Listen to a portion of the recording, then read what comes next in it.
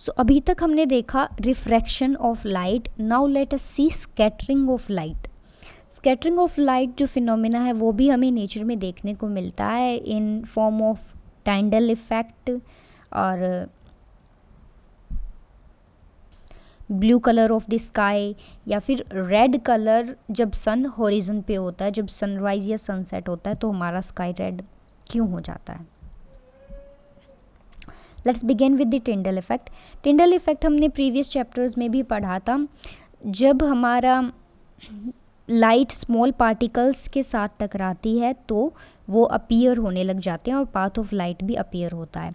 सो हमें पता है अर्थ का जो एटमॉस्फेयर है वो एक हेट्रोजीनियस मिक्सचर है माइन्यूट पार्टिकल यानी कि स्मॉल पार्टिकल्स का। हेट्रोजीनियस मिक्सचर क्यों है? क्योंकि उसमें डिफरेंट कंपोनेंट्स जो हैं वो हमें मिक्सचर में देखने को मिलते हैं। ये जो पार्टिकल्स हैं हमारे अर्थ एटमॉस्फेयर के इंक्लूड करते हैं smoke particles, tiny water droplets, suspended particles of dust and molecules of air. So हम देख सकते हैं कि ये मिक्सचर है डिफरेंट पार्टिकल्स का, एक तरह की कॉम्पोजिशन नहीं है इनकी, सब अलग है, hence it is a heterogeneous mixture. जब लाइट ऑफ बीम स्ट्राइक करती है इन छोटे पार्टिकल्स को तब जो पाथ है बीम का वो भी विजिबल हो जाता है और जो पार्टिकल्स होते हैं वो भी विजिबल हो जाते हैं। This phenomena of scattering of light by the colloidal particles gives rise to the Tyndall effect. जब लाइट स्कैटर होती है इन कोलाइडल पार्टिकल, टाइनी पार्टिकल से जो कि सेटल डाउन नहीं होते हैं वो लेकिन इतना साइज होता है उनका कि वो स्कैटर कर सकें लाइट को, तो उस इफ़ेक्ट को हम क्या कहते हैं? टिंडल इफ़ेक्ट। ये इफ़ेक्ट हमें कहाँ देखने को मिलता है? अगर कोई रूम है जो कि धुएं से भरा हुआ है, उसमें कोई छोटा सा होल है जहाँ से लाइट आ रही है, सो वो जो फाइन बीम ऑफ लाइट है वो स्कैटर होगी बाय दीज स्मोक पार्टिकल्स और जो लाइट है वो उसका पाथ जो है वो विजिबल हो जाएगा। सिमिलर इफेक्ट हमें फॉरेस्ट में भी दिखता है through the canopy of a dense forest. कोई घना जंगल है उसमें हमें अगर कोई होल मिल जाए यानी कि जो लीव्स हैं उनके बीच से अगर कोई लाइट ऑफ बीम आए तो जो वाटर के ड्रॉपलेट्स प्रेजेंट होंगे एटमॉस्फेयर में, डेंस फॉरेस्ट ज़्यादातर मॉइस्ट फॉरेस्ट होते हैं, नमी वाले होते हैं, तो वहाँ पर लाइट स्कैटर होगी बाय दीज मिस्ट पार्टिकल्स। जो वाटर ड्रॉपलेट हैं उनसे लाइट स्कैटर होगी और वो जो लाइट स्कैटर होगी वो किस कलर की होगी ये डिपेंड करेगा size of the scattering particles पे। अगर साइज जो पार्टिकल्स का बहुत ही ज़्यादा छोटा है तो वो स्कैटर करेंगे ब्लू लाइट को जो कि लॉन्गर वेवलेंथ की लाइट है, सॉरी शॉर्टर वेवलेंथ की लाइट है। और जब पार्टिकल्स का साइज बड़ा होगा तो वो लार्जर वेवलेंथ वाली लाइट को स्कैटर करेंगे यानी कि येलो का या फिर रेड लाइट को। जब पार्टिकल्स का साइज एनफ बिग हो, काफ़ी बड़ा साइज हो अगर पार्टिकल्स का, तो वो जो लाइट स्कैटर हो रही है वो वाइट लाइट भी हो सकती है। वाइट लाइट क्या होगी? Mixture of all the colours, mixture of वेवक्यूर। This is the Tyndall effect, scattering of light by colloidal particles. Now next question arises, why is the color of clear sky blue? Sky का colour blue क्यों होता है? हमने देखा कि जो atmosphere है हमारा वो हेट्रोजीनियस मिक्सचर है मॉलिक्यूल्स ऑफ एयर्स का और फाइन पार्टिकल्स का। अब ये जो फाइन पार्टिकल्स है ये स्मॉलर साइज़ के हैं तो ये स्प्लिट करेंगे लाइट ऑफ शॉर्टर वेवलेंथ यानी कि ब्लू कलर की लाइट को ये स्कैटर करेंगे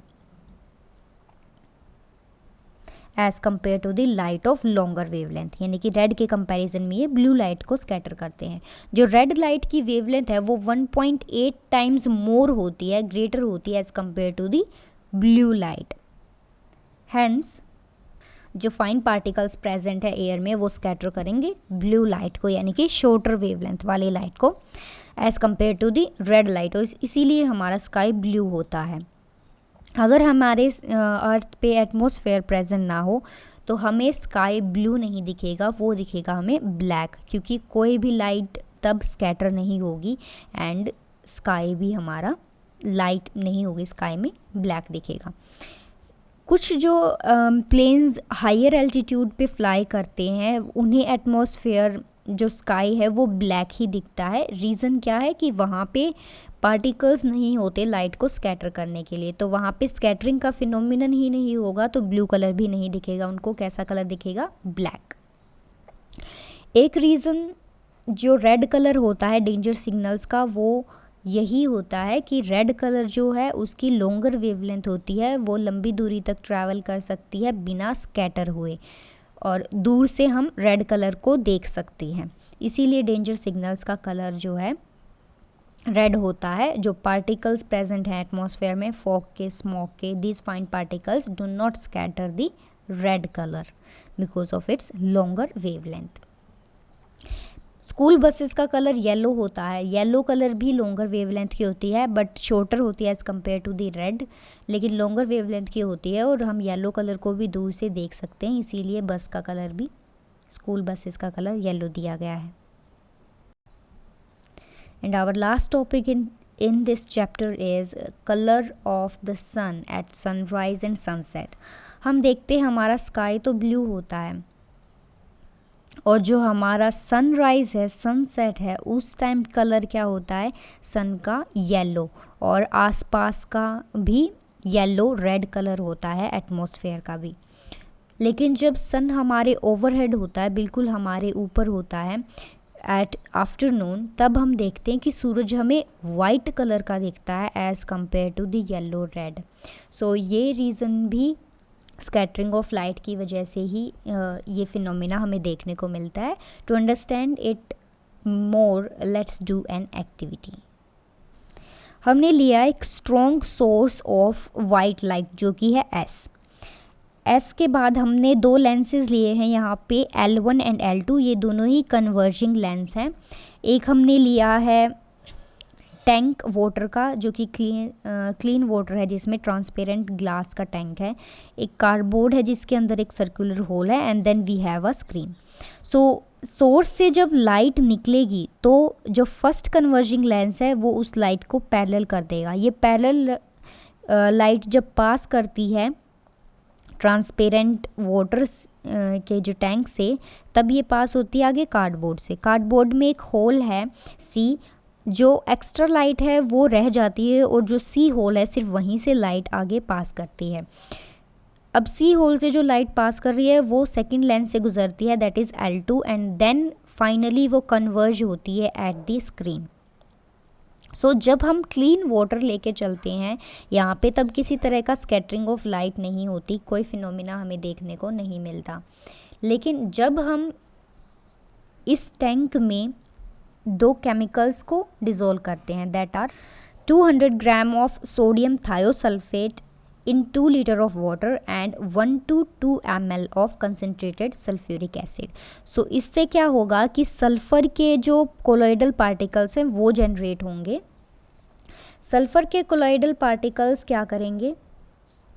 हमें पता है कि colloidal particles Tyndall effect show करते हैं, वो स्कैटर करते हैं बीम ऑफ लाइट को, और स्कैटरिंग कैसी होगी, किस कलर की होगी, ये डिपेंड करेगा साइज ऑफ पार्टिकल्स पे। सो हम देखते हैं कि जो ये लाइट अब पास कर रहे हैं हम इस वाटर के टैंक से जिसमें sulphur particles, sulphur colloidal particles present हैं, तो 3 साइड से अगर हम देखें टैंक की हमारी 4 साइड हैं, 3 साइड से हम देखेंगे तो हमें पार्टिकल्स जो हैं वो ब्लू लाइट को स्कैटर करते हुए दिखेंगे। लेकिन जो फोर्थ साइड है, फोर्थ साइड कौन सी? जो कार्डबोर्ड को फेस कर रही है, कार्डबोर्ड को फेस करने वाली ये जो फोर्थ साइड है, इस साइड में हम देखेंगे कि जो पार्टिकल्स स्कैटर कर रहे हैं वो लाइट का कलर है पहले orange which turns into crimson red. So इस इफ़ेक्ट के पीछे रीज़न क्या है? जो बाकी के 3 लेयर्स हैं वहाँ पर लाइट जो ट्रैवल कर रही है वो शॉर्टर डिस्टेंस पे कर रही है, लेकिन जो फोर्थ साइड है वहाँ पर अगर हम कंपेयर करें तो जो लेंथ है वो लंबी हो जाती है, जो कि डिस्टेंस हमारा कवर कर रही है लाइट। सो लॉन्गर डिस्टेंस की वजह से यहाँ पर जो कलर स्कैटर हो रहा है वो रेड स्कैटर हो रहा है as compared to the other sides of the tank.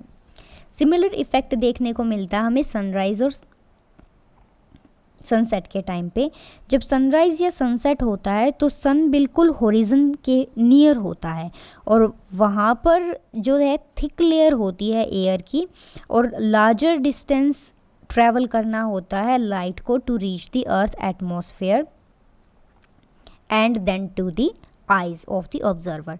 So larger distance की वजह से और थिक लेयर ऑफ एयर की वजह से जो पार्टिकल्स हैं वो लॉन्गर वेवलेंथ वाले पार्टिकल्स को स्कैटर नहीं करते बल्कि शॉर्टर वेवलेंथ वाले को स्कैटर करते हैं। यानी कि ब्लू लाइट जो है वो तो ब्लू कलर तो स्कैटर हो जाता है लेकिन जो हमारा रेड कलर है वो स्कैटर नहीं होता, इसीलिए ब्लू लाइट हमारी आंखों तक ना ही नहीं पहुंचता बल्कि रेड लाइट पहुंचती है और हमें जो सन है और आसपास का एटमॉस्फेयर है वो हमें रेड कलर का दिखता है as compare to the blue colour.